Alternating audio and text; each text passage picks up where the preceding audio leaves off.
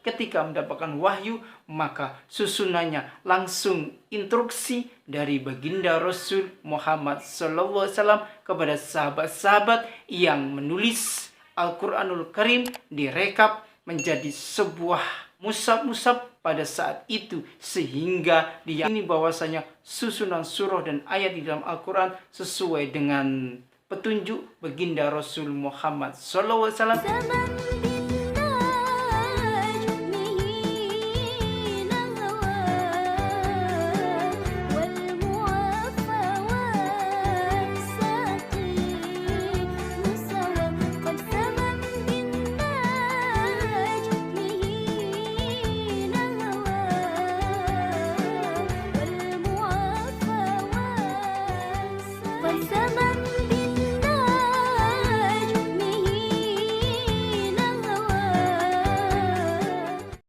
Assalamualaikum warahmatullahi wabarakatuh. Welcome back to channel DR Kusti MPD.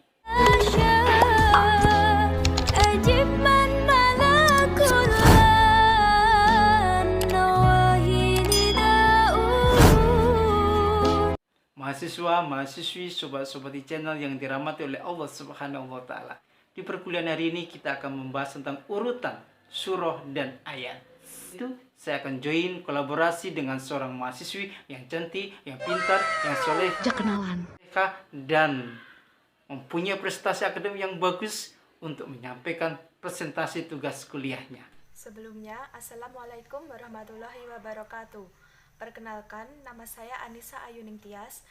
Untuk itu, tetap di channel kesayangan Anda untuk mendapatkan ilmu pengetahuan tentang urutan surah, surat, dan ayat-ayat di dalam Al-Quranul Karim. Dan ketika mahasiswa-mahasiswi, sobat-sobat di channel mempunyai sedikit rezeki untuk membeli buku saya, untuk menambah pengetahuan kita tentang mendalami studi Al-Quran, insya Allah bermanfaat menjadi bekal kita di akhirat kelak nanti. Harganya sesuai dengan saku. Linknya di deskripsi di bawah ini.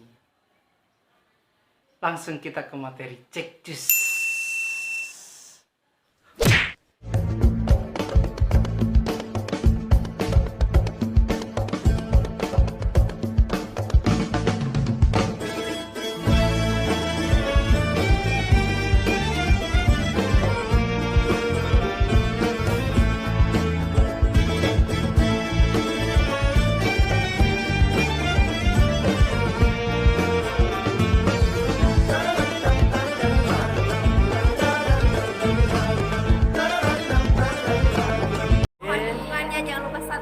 Like, share. Jangan lupa share juga ya. Tekan tombol loncengnya. Mahasiswa, mahasiswi, sobat-sobat di channel yang dirahmati oleh Allah Subhanahu wa Ta'ala. Ketika kita bicara mengenai urutan surah di dalam Al-Quran, ayat di dalam Al-Quran, maka kita merujuk kepada pendapat beberapa ulama. Ada 3 pembagian untuk penyusunan surah di dalam Al-Quran yang sekarang ada di tangan kita semuanya. Iya. Mahasiswa, mahasiswi, sobat-sobat di channel yang dirahmati oleh Allah Subhanahu wa Ta'ala. Ketika kita bicara urutan surah dan urutan ayat, maka kita merujuk kepada 3 pendapat para jumhur ulama, para ulama-ulama yang telah membagi berdasarkan keilmuannya.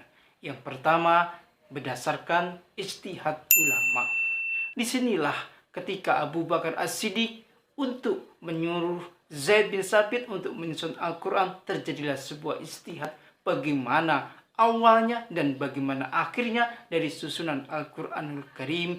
Maka 2 orang sahabat, yakni Ubay bin Ka'af, menyebutnya bahwasanya surah dimulai Al-Fatihah dan diakhiri dengan Anas, dan juga Ibnu Mas'ud yang diawali surah susunannya berdasarkan surah Al-Baqarah yang paling banyak ayatnya. Ini 2 hal yang menjadi sebuah rujukan pada saat itu dan disepakati di dalam istimewa ulama bahwasanya dimulai dari surah Al-Fatihah dan diakhiri surah An-Nas. sebagaimana yang disampaikan oleh Ubay bin Ka'ab.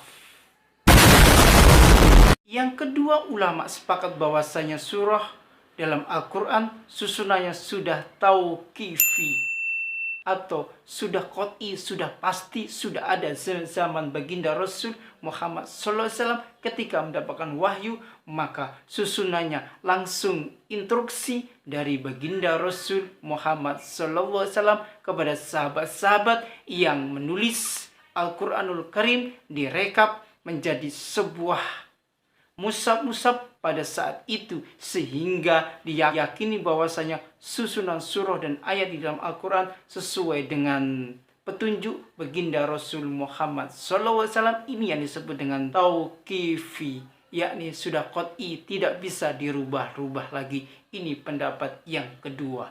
Dan A few moments later. Dan pendapat yang ketiga mengatakan bahwasanya susunan surah dalam Al-Quran dan ayat-ayatnya berdasarkan ijtihad para ulama dan juga berdasarkan tauqifi dari baginda Rasul Muhammad SAW sebagaimana yang disampaikan oleh hadis yang diriwayatkan oleh Ahmad Hibs, yakni susunan Al-Quran, pembagian Al-Quran sesuai dengan yang diarahkan dan diinstruksikan oleh baginda Rasul Muhammad SAW berdasarkan wahyu yang disampaikan oleh malaikat Jibril kepada beliau pada saat turunnya ayat-ayat surah-surah di dalam Al-Quranul Karim.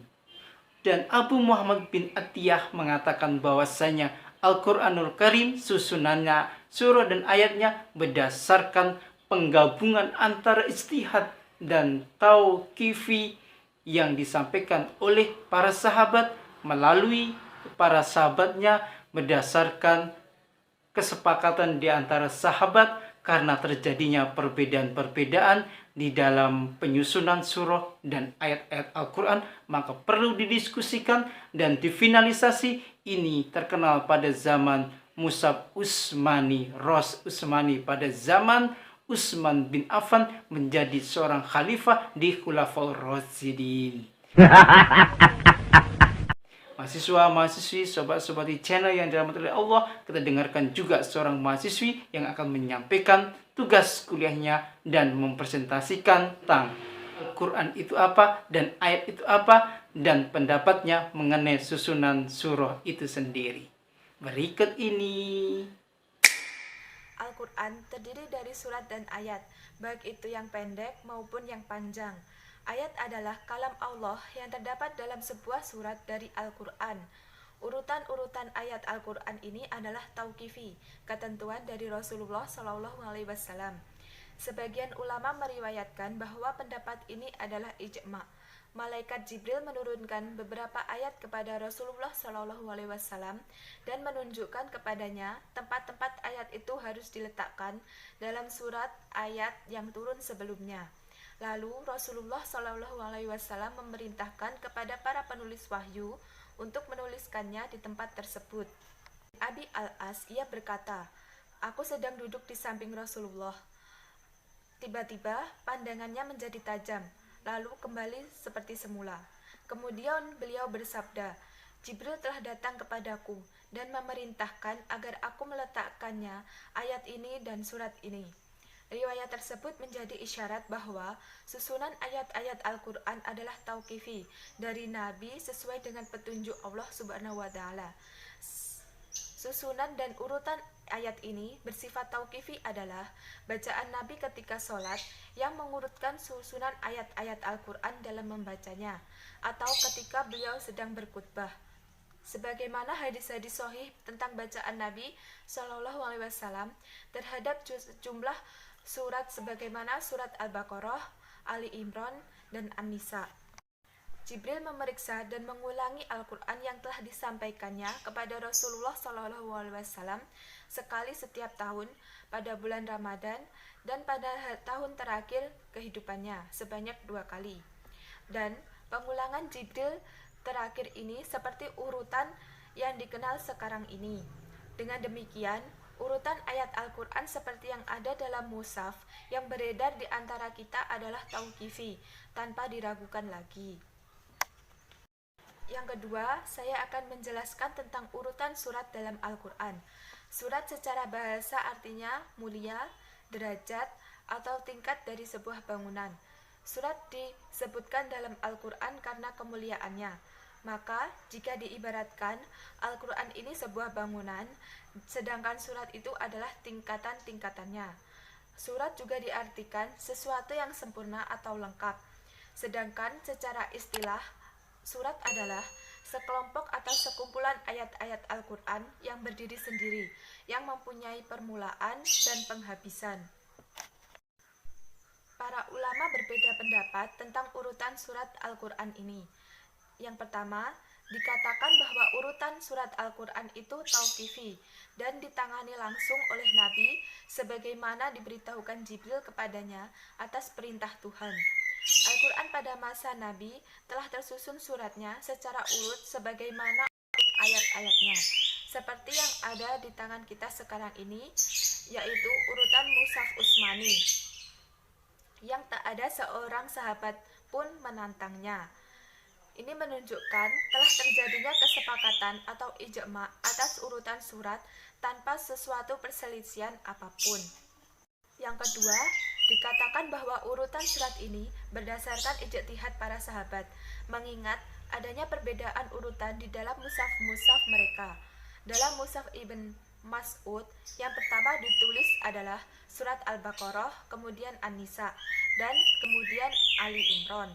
Dalam mushaf Ubay, yang pertama ditulis ialah Al-Fatihah, Al-Baqarah, An-Nisa, dan kemudian Ali Imran. Yang ketiga yaitu dikatakan bahwa sebagian surat itu urutannya tauqifi dan sebagian lainnya berdasarkan ijtihad para sahabat. Hal ini dikarenakan terdapat dalil yang menunjukkan urutan sebagian surat pada masa Nabi. Misalnya, keterangan yang menunjukkan urutan As-Sab'ut Tiwal, Al-Hawamim, dan Al-Mufassal pada masa hidup Rasulullah SAW.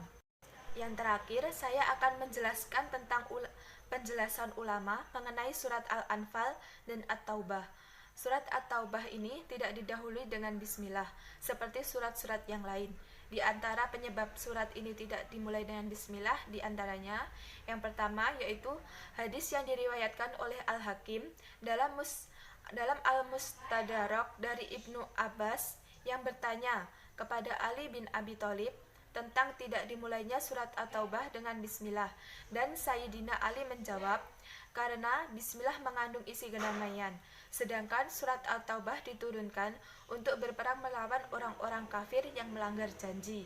Yang kedua yaitu hadis yang diriwayatkan oleh At-Tirmizi dan para perawi yang lain yang menceritakan bahwa Utsman bin Affan radhiyallahu anhu Rasulullah Shallallahu Alaihi Wasallam tidak pernah memberikan arahan tentang digabung atau tidaknya antara surah Al-Anfal dan surat At-Taubah, dan saya, Sayyidina Utsman bin Affan, berpendapat bahwa keduanya adalah salah satu surat, sehingga saya tidak menulis basmalah di antara kedua surat tersebut. Al-Kirmani dalam Al-Burhan mengatakan, urutan surat seperti kita kenal sekarang ini adalah menurut Allah pada Lauful Mahfuz. Quran sudah menurut urutan ini, dan menurut tertib ini pula Nabi membacakan di hadapan Jibril setiap tahun apa yang dikumpulkan dari Jibril itu. Nabi membacakan di hadapan Jibril menurut urutan ini pada tahun kewafatannya sebanyak 2 kali, dan ayat yang terakhir kali turun adalah, dan takutlah pada hari ketika kamu semua dikembalikan kepada Allah Subhanahu wa Ta'ala. Al-Quran Surat Al-Baqarah ayat 281.